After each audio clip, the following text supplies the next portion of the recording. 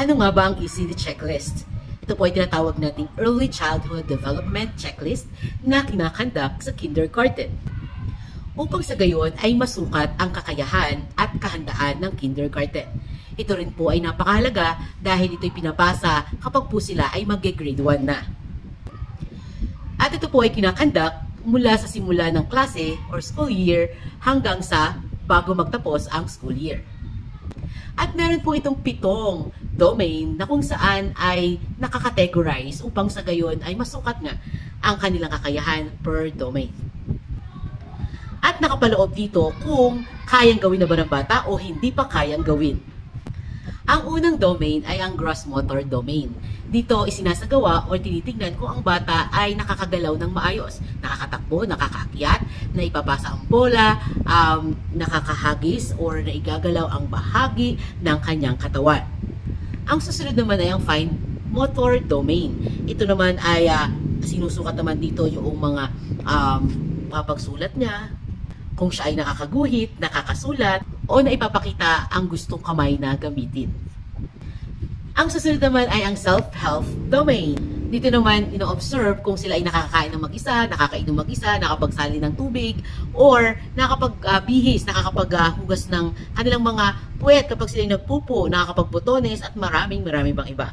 Ang susunod naman ay ang receptive language domain. Kung naituturo nila ang 5 bahagi ng kanilang katawan, natuturo ang miyembro ng pamilya, nasasabi ang pangalan, at kung ano-ano pa.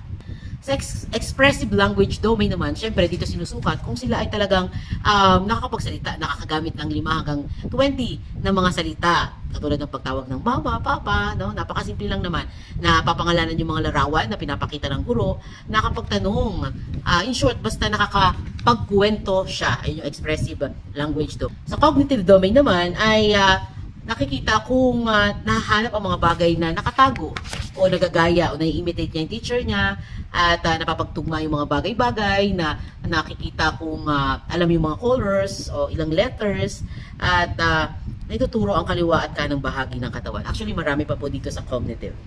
Dito naman sa social, emotional domain, nasisiyahan siya sa panonood sa mga ginagawa ng mga tao o hayop sa kalapit na lugar. Ayan, natatawa, nagsasalita, naglalaro ng bulaga, nagsasalita ng po at opo, nagpapakita ng paggalang at nakapaghintay sa kanyang panahon or oras, napapakita ang kanyang emosyon at marami pang iba.